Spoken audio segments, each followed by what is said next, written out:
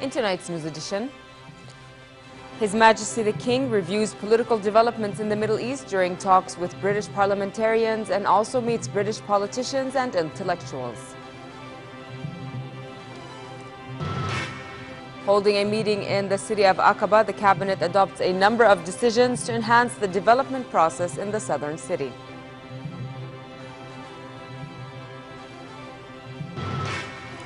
And Syria's president tells the UN envoy that peace talks can succeed only if aid to rebels stops.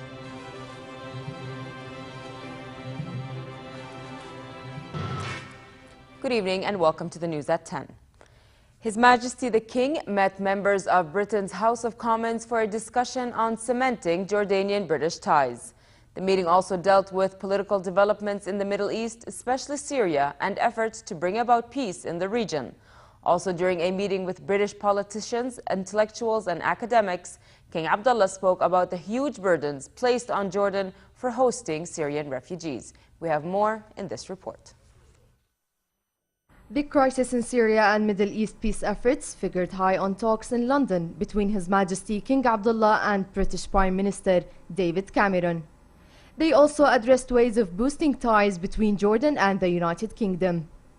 The King and Cameron reviewed efforts underway to help Palestinians and Israelis to make real progress in peace talks to solve all final status issues.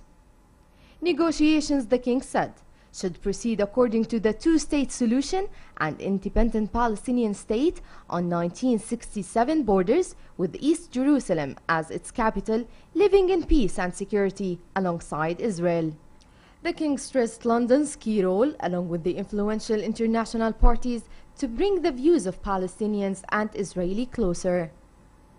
On Syria, the King reiterated Jordan's support of international efforts to find a political solution to stop the bloodshed and protect Syria's unity.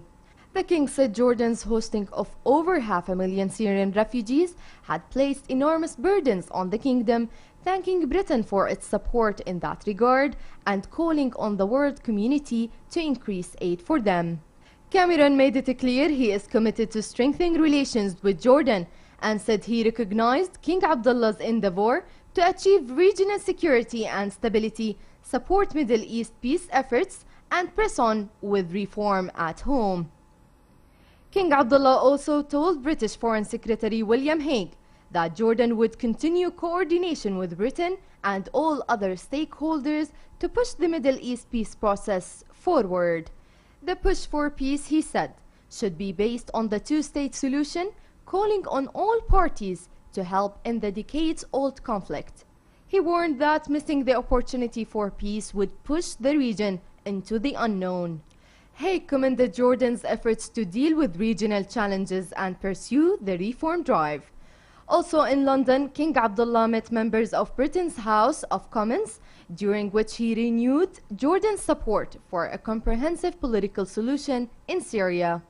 The King urged Britain and the European Union to intensify efforts to reach a comprehensive and lasting peace in the Middle East.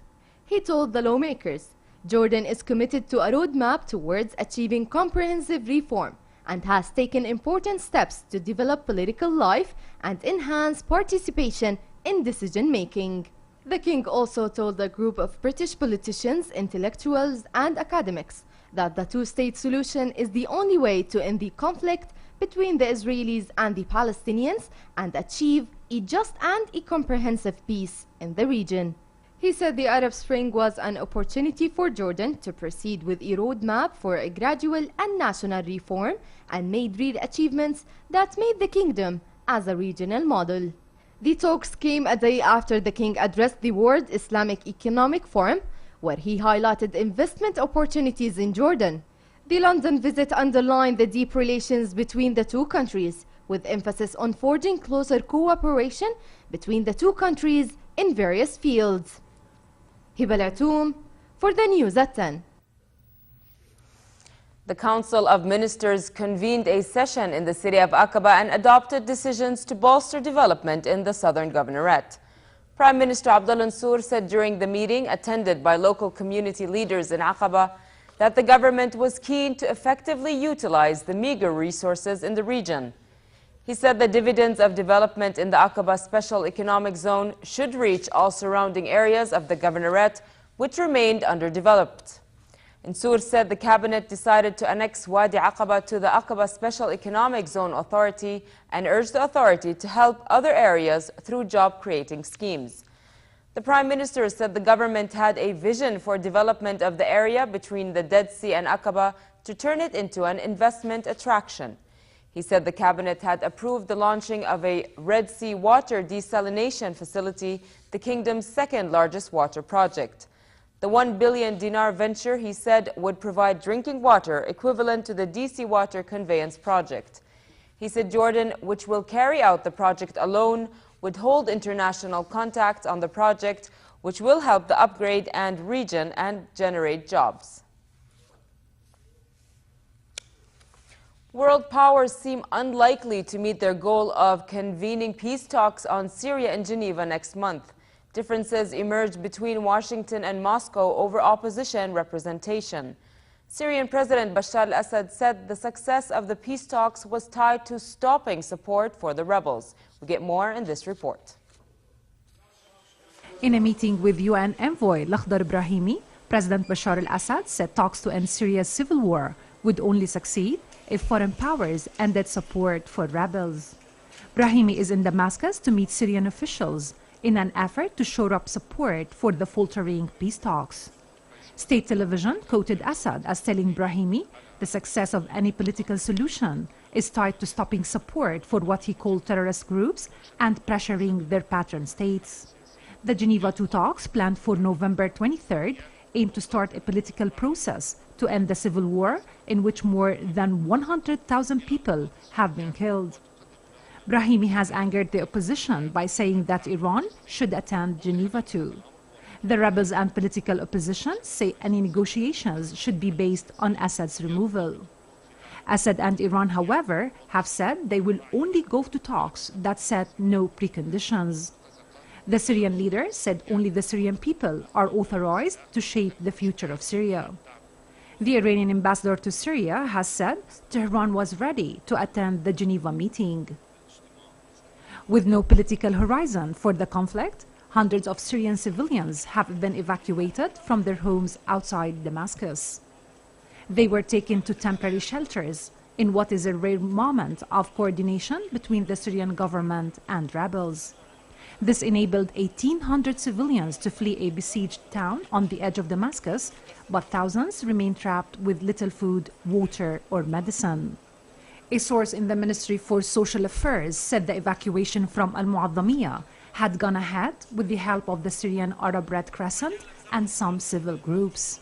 The opposition and even the security services, the army, everybody, has contributed with the best of itself to make this initiative a success.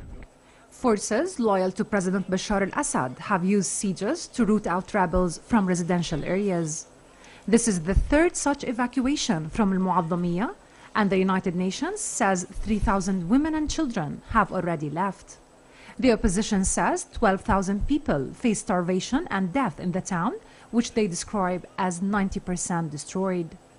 International pressure has mounted on Syrian authorities to open humanitarian corridors to deliver aid to besieged civilians. But relief agencies say they have not been granted access. Hala Dababne for the News at 10. Jordan condemned Israel's plans to build 1,500 housing units in occupied Jerusalem. State Minister for Media Affairs and Government Spokesman Mohammed Momani said Israel's settlement decisions were rejected as they directly undermine the peace process and challenge the will of the international community and relevant international conventions. Momani said the entire world opposed settlements and deemed it illegal and an obstacle to peace. Israel freed 26 Palestinian prisoners as part of U.S.-led peace efforts. But in an apparent move to appease hardline Israelis, the government announced it is pressing on with plans to build more homes for Jewish settlers in the occupied West Bank. We get more details in this report. More than 24 Palestinian prisoners walk into freedom after being released from Israeli jails. 26 prisoners were set free as part of U.S. brokered peace efforts and in line with the deal that set in motion the current Palestinian-Israeli peace talks. The prisoners joined families and well-wishers in the occupied West Bank and the Gaza Strip, where they received a hero's welcome. The prisoners were jailed before or just after the first Palestinian-Israeli interim peace deals were signed 20 years ago. They were released as a part of limited amnesty demanded by the Palestinians to revive long-stalled negotiations. Prisoner Isa Masoud, sitting in his family home in the Gaza Strip, said he was pleased by his release and said it is the natural, free way to live. Welcoming the freed prisoners, Palestinian President Mahmoud Abbas denied any connection between the prisoners' release and settlement expansion.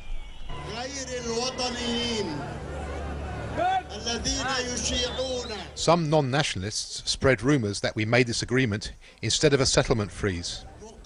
This is wrong. The settlements are void, void and void. The second prisoner release since peace talks resumed in July after a 3-year break has divided Israeli Prime Minister Benjamin Netanyahu's rightist government. In an apparent move to appease hardliners, Israel's Interior Ministry announced it would proceed with a plan for 1,500 new housing units in Ramat Shlomo, a settlement in an area of the occupied West Bank. Israel says Ramat Shlomo, as part of its Jerusalem municipality, will remain in its hands in any future peace deal. Hamas group, which rules the Gaza Strip, said it was opposed to releasing prisoners in exchange for building more settlements. Most world countries deem Israeli settlements built on occupied land as illegal. Palestinians say settlements could deny them a viable state. Muhammad al-Fuqaha for the news at 10. Egyptian police fired tear gas at protesting students at Cairo's Al-Azhar University. The violence came hours after authorities announced the detention of Muslim Brotherhood leader Issam al-Aryan, part of a crackdown against the Islamist movement. Aryan, the deputy leader of the Brotherhood's Freedom and Justice Party, was taken into custody from a residence in New Cairo, where he has been in hiding. Egypt television interrupted its early morning programming to announce Aryan's arrest. Local media circulated a photo of what they described as the moment he was arrested. The Muslim Brotherhood group was banned and many of its leaders have been detained and charged with inciting violence since the army deposed Islamist President Mohamed Morsi on July 3rd. At Al-Azhar University's main campus, students smashed windows, hurled chairs, and covered walls and administration buildings with graffiti. At least 11 military and police officers were killed and 19 wounded in bomb blasts in northern Baghdad. 2 suicide bombers blew themselves up outside a Sunni militia's leader as he was hosting dinner. In Mosul, a suicide bomber driving a vehicle packed with explosives detonated the car near a police checkpoint in the west of the city. At least 8 people were killed, including 3 policemen. As the violence continued to grip the country, Iraqi Prime Minister Nouri al-Maliki met in Washington with U.S. Vice President Joe Biden. Maliki is seeking urgent military supplies to fight the upsurge in sectarian violence spilling over the Syrian border. Biden said the United States is committed to strengthening Iraq's security. Maliki is also scheduled to meet with U.S. Secretary of Defense Chuck Hagel and President Barack Obama. A suicide bomber blew himself up in the Tunisian tourist resort of Sousse. It was the first such assault since 2002 in a country now battling militants boosted by chaos in neighboring Libya. Police foiled another attack when they arrested a suspected suicide bomber at former President Habib Bourguiba's tomb. A security source said the first bomber had sought to enter a hotel with a suitcase. Turned away, he ran into the beach and blew himself up. No one else was hurt. No group has claimed responsibility for the attack. But the Islamist-led government is combating Ansar al-Sharia militants, who it says are linked to Al-Qaeda's North Africa affiliate.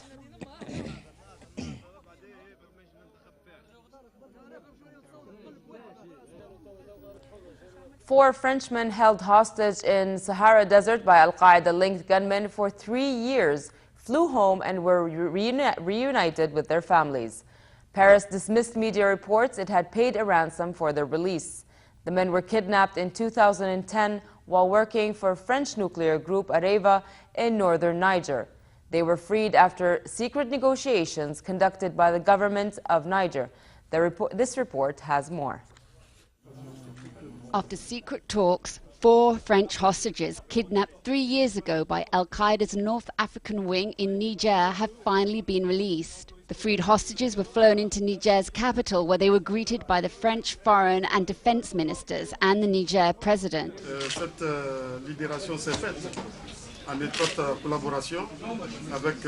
Niger is pleased about the liberation of the hostages. The liberation of the hostages took place in close collaboration with President Hollande. As you know, it's more than 3 years since the hostages were kidnapped, and Niger took measures to ensure their freedom, which happened today. Pierre Legrand, Daniel Laribe, Thierry Doll and Marc Ferret were kidnapped by the Islamic Maghreb organization in September 2010. Visibly tired, dressed in traditional robes with long beards, they still managed to smile. Doll said the years in captivity had been extremely difficult, the ordeal of a lifetime. They were seized in raids targeting 2 French firms operating a uranium mine near Arlit.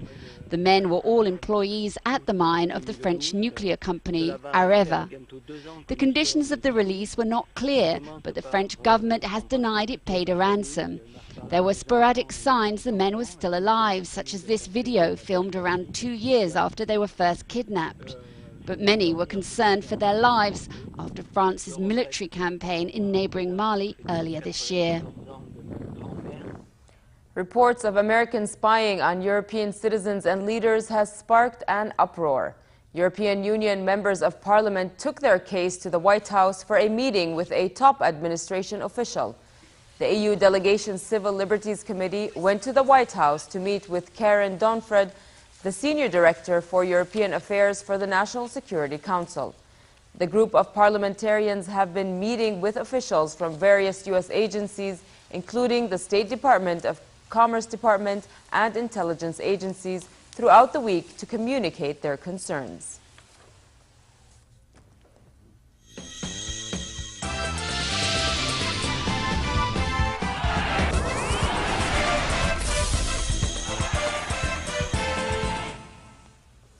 We start with some NBA action. Miami Heat's LeBron James was on fire in the season opener as he led 7 players in double figures with 17 points and 8 assists.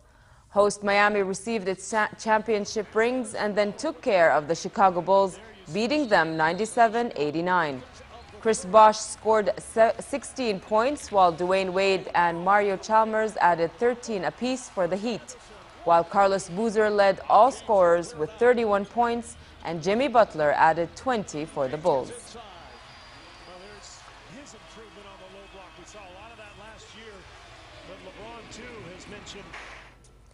World number 2 Novak Djokovic started his Paris Masters campaign with a 7-6, 6-3 win over French qualifier Pierre Herbert. The Serb staved off 2 set points in the opening, then stepped up gear and never looked back. Djokovic next faces either American John Isner or Pole Mikhail Prazinski.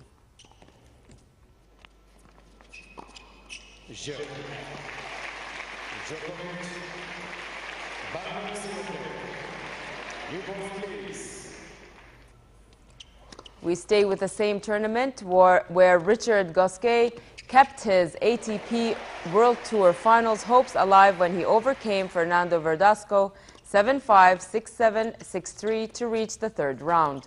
For a place in the last 8, Gasquet will take on Japanese Kei Nishikori. 5 players, Rafael Nadal, Novak Djokovic, David Ferrer, Juan Martín del Potro, and Thomas Berdych have already secured their places at the ATP World Tour Finals.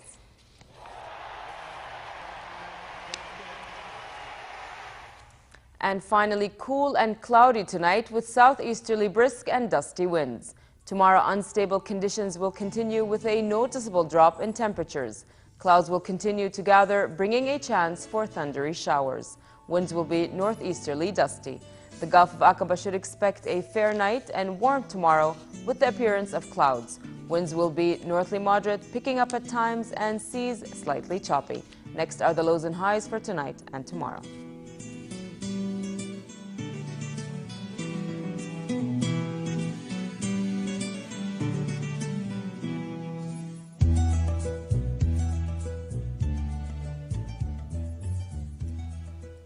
To end the news, here's a reminder of our top stories. His Majesty the King reviews political developments in the Middle East during talks with British parliamentarians and also meets British politicians and intellectuals.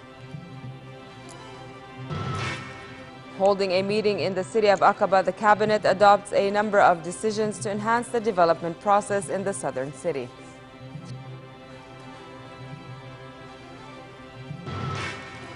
And Syria's president tells the UN envoy that peace talks can succeed only if aid to rebels stop.